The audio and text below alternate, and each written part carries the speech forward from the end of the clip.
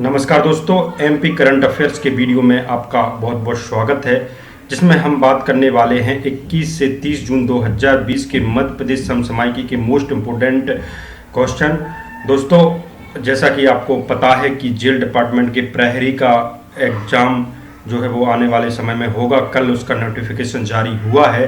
तो दोस्तों, उसमें क्या है कि एमपी जीके के 20 क्वेश्चन हैं, तो आपके 2 से 3 क्वेश्चन लगभग आपके एमपी करंट अफेयर से आ सकते हैं। उसके लिहाज से यह वीडियो आपके लिए बहुत इम्पोर्टेंट है।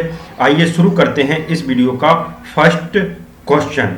मध्य प्रदेश में कॉमन एप्लीकेशन सॉफ्टवेयर CAS किसके उपयोग के लिए है? मध्य प्रदेश में कॉमन एप्लीकेशन सॉफ्टवेयर CAS ये आंगनबाड़ी कार्यकर्ताओं के उपयोग के लिए है। इसकी डिटेल देखते हैं हम। महिला बाल विकास विभाग द्वारा आंगनबाड़ी केंद्रों द्वारा दी जा रही सेवाओं की गुणवत्ता सुनिश्चित करने और उनकी सूचना एवं संचार प्रौद्योगिकी आधारित निगरानी के लिए कॉमन एप्लीकेशन सॉफ्टवेयर CAS का उपयोग किया जा रहा है। दोस्तों, हम MP जेल प्रहरी के एग्ज़ाम के लिए एक टेस्ट सीरीज भी लॉन्च करने वाले हैं 1-2 दिन में। वो आपके लिए बहुत ही लाभदायक हो सकती है। कॉमन एप्लीकेशन सॉफ्टवेयर क्या होता है, हम इसके बारे में जानते हैं। कॉमन एप्लीकेशन सॉफ्टवेयर आंगनबाड़ी कार्यकर्ताओं के उपयोग के लिए है। इसके संचालन के लिए प्रत्येक कार्यकर्ता को एक स्मार्टफोन एवं सिम कार्ड प्रदान किया गया है। इस एप्लीकेशन में आंगनबाड़ी केंद्र में पंजीकृत सभी बच्चों एवं गर्भवती और धात्री माताओं के नाम दर्ज होते हैं, यानी जो आंगनबाड़ी में कार्य होते हैं वो सारे इस कॉमन एप्लीकेशन सॉफ्टवेयर में होते हैं।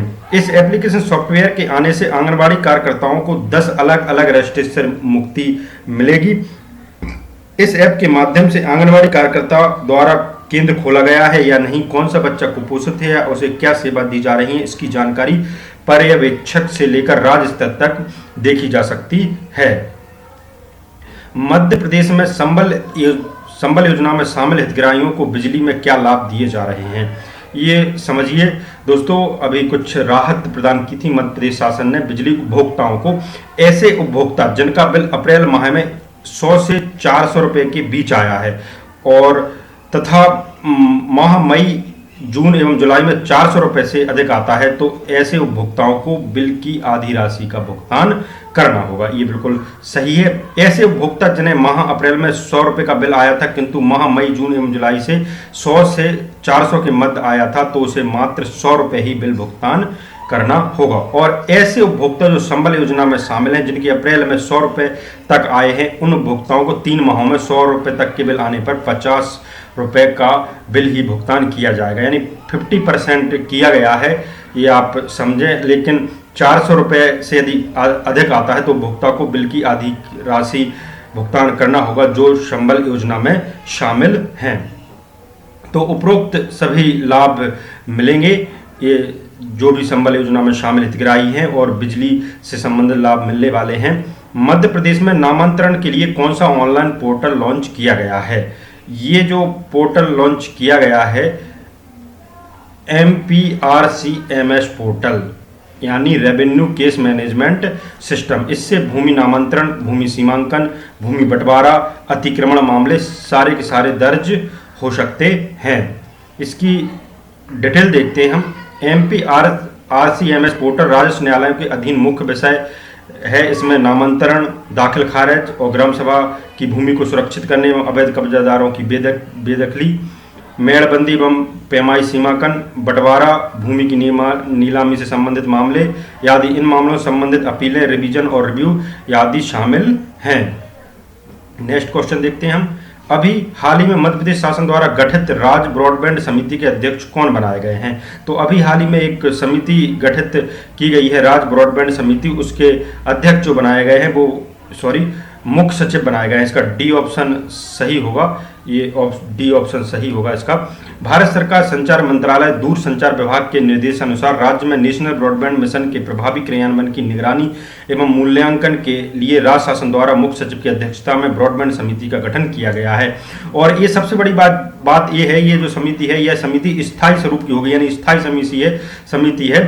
तो ये राज्य ब्रॉडबैंड समिति के अध्यक्ष मुख्य सचिव होंगे। वर्तमान में मध्य प्रदेश में कितनी बैंक सखी कार्यरत हैं? दोस्तों बैंक सखी यानी महिला ये पैसे का लेन देन करती हैं महिलाएं और निकालती हैं जो भी है, और 750 हैं अभी बैंक सखी कार्यरत।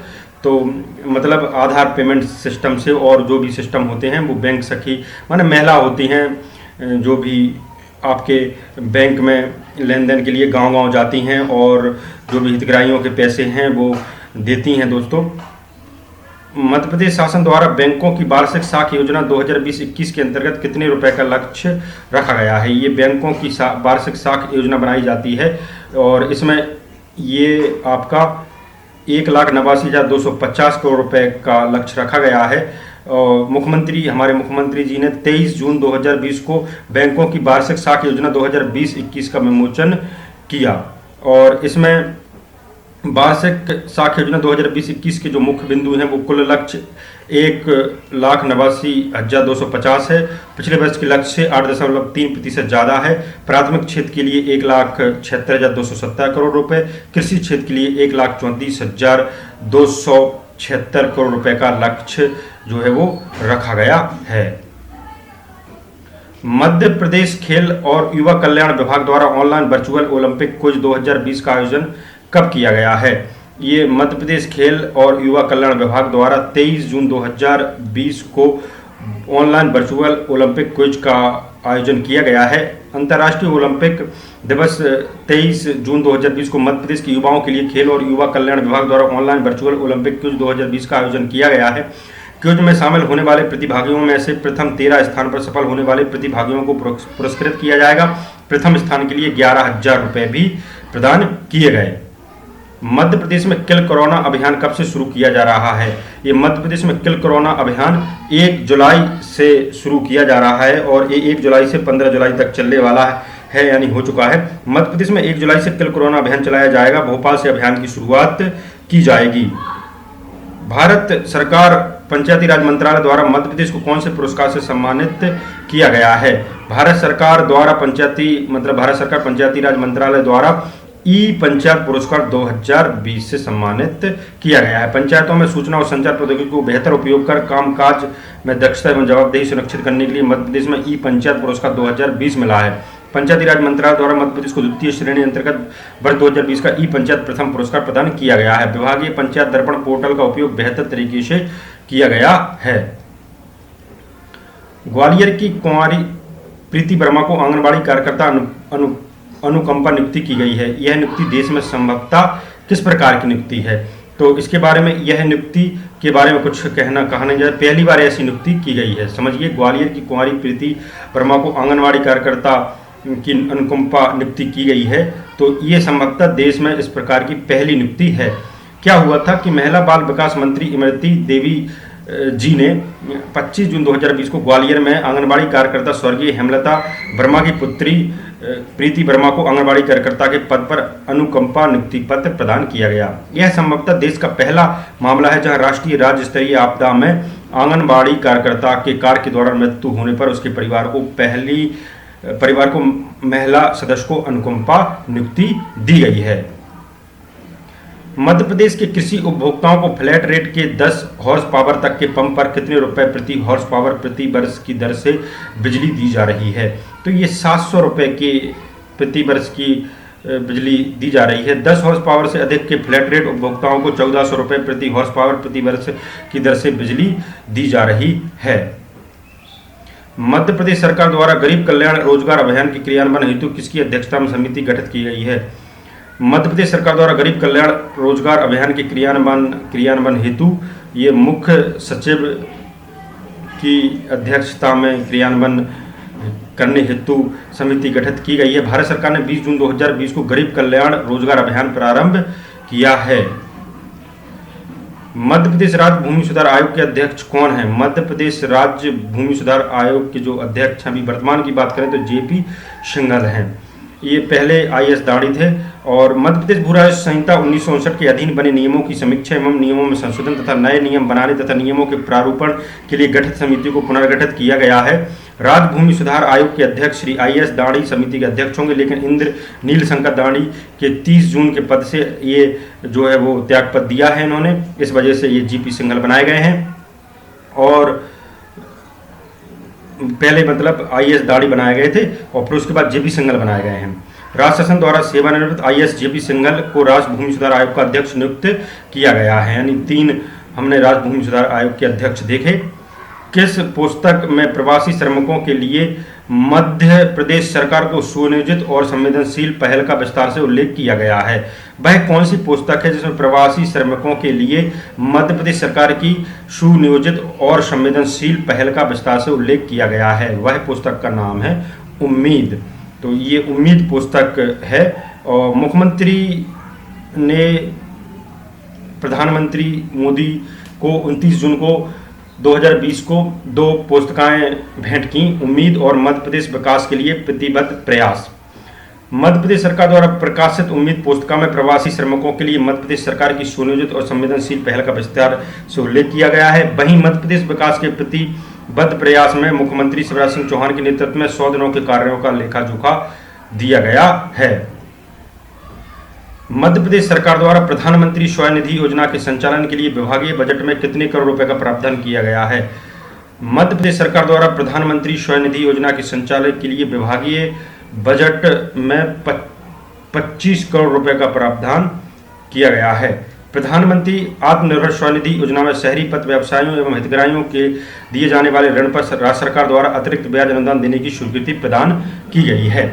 आप समझिए, एक जो शासन द्वारा भारत सरकार द्वारा प्रधानमंत्री आत्मनिर्भर स्वनिधि योजना में शहरी पथ व्यवसायियों एवं हितग्राहियों को दिए जाने वाले ऋण पर जो मतलब इसमें 7% का ब्याज केंद्र सरकार द्वारा माफ किया जाएगा, उसके यदि अतिरिक्त ब्याज है तो वो राज्य शासन देगा। मतलब योजना के अंतर्गत पथ व्यवसायियों को 10,000 रुपये का अभी लोन दिया जा रहा है। यह प्रावधान योजना की अवधि मार्च 2022 तक जारी रहेगा। ये जो योजना की अवधि रहेगी, जो मध्य प्रदेश शासन द्वारा योजना लॉन्च की गई है, उसकी अवधि जो रहेगी वो 31 मार्च 2022 तक रहेगी। बात करेंगे हम अगले क्वेश्चन की। दीनदयाल अंत्योदय योजना राष्ट्रीय शहरी आजीविका मिशन के अंतर्गत यह योजना कितने नगरीय निकायों में संचालित हो रही थी? दीनदयाल अंत्योदय योजना के राष्ट्रीय शहरी आजीविका मिशन के अंतर्गत यह योजना 120 अभी तक ये दीनदयाल अंत्योदय योजना राष्ट्रीय शहरी आजीविका मिशन के अंतर्गत यह 120 नगरीय निकायों में संचालित हो रही थी। दीनदयाल अंत्योदय योजना राष्ट्रीय शहरी आजीविका मिशन को मध्य प्रदेश के सभी 378 नगरीय निकायों में लागू कर दिया गया है। अभी यह योजना 120 नगरीय निकायों में लागू थी। मध्य प्रदेश में शंकर शाह रानी दुर्गावती योजना का लाभ किस वर्ग के हितग्राहियों को दिया जाता है? ये मध्य प्रदेश में शंकर शाह रानी दुर्गावती योजना का लाभ अनुसूचित जनजाति यानी एसटी कैटेगरी के जो लोग हैं उनके लिए दिया जाता है। आदिम जाति कल्याण विभाग ने वर्ष 2019 में माध्यमिक शिक्षा मंडल की कक्षा 10वीं और 12वीं की बोर्ड परीक्षा में सर्वोच्च अंक प्राप्त करने वाले अनुसूचित जनजाति वर्ग के विद्यार्थियों को शंकर शाह रानी दुर्गावती योजना में दिए जाने वाले पुरस्कारों की घोषणा कर दी है। और इस बोर्ड की परीक्षा में कक्षा 10 की परीक्षा में सतना जिले के शासकीय हायर सेकेंडरी स्कूल के छात्र अमित राज कौल को प्रथम पुरस्कार दिया गया है। पुरस्कार स्वरूप उन्हें 51,000 रुपए की पुरस्कार दी गई है। आदिम जाति कल्याण विभाग ने माध्यमिक शिक्षा मंडल की कक्षा 12वीं की बोर्ड परीक्षा में श्योपुर जिले के शासकीय उत्कृष्ट उच्चतर माध्यमिक विद्यालय की कुंवारी रूपा तिग्गा को अनुसूचित जनजाति की मेरिट सूची में उच्च अंक प्राप्त करने पर प्रथम पुरस्कार दिया गया है। इन्हें भी पुरस्कार स्वरूप 51,000 रुपए की पुरस्कार राशि दी गई है। बात हो रही है 2019 की। बात करेंगे हम जो पिछला क्वेश्चन मतलब जो पिछला वीडियो था उसमें क्वेश्चन पूछा गया था कि वीरांगना रानी दुर्गावती का विवाह किसके साथ हुआ था। तो इसका जो सही जवाब है आपके द्वारा कमेंट किए गए हैं दलपत शाह। और क्या हुआ था कि 1542 में 18 साल की उम्र में दुर्गावती की शादी गौड़ राजवंश के राजा संग्राम शाह के सबसे बड़े बेटे दलपत शाह के साथ हुई थी। आज का जो क्वेश्चन है आपसे कि मध्य प्रदेश में राज्य कृषि विस्तार एवं प्रशिक्षण संस्थान कहाँ स्थित है? शाजापुर, इंदौर, भोपाल, विदिशा में से एक आंसर इसका आंसर सही है, जिसका आंसर आपको कमेंट के जरिए बताना है दोस्तों। और हम आपको बता दें कि एमपी जेल प्रहरी के अंतर्गत हम स्टडी प्रारंभ करने वाले हैं। आपको जो है वीडियो मिलने लगेंगे और हम एक इस पर ऑनलाइन टेस्ट सीरीज तो लॉन्च करने वाले ही मतलब आपको दे सकते हैं आप। और हम इस पर फुल लेंथ की जो टेस्ट सीरीज है वो आप यहाँ पे मिल जाएगी आपको करियर टेस्ट एकेडमी के यूट्यूब चैनल पर दोस्तों। और हमारा यह वीडियो देखने के लिए बहुत बहुत धन्यवाद दोस्तों। Thank you.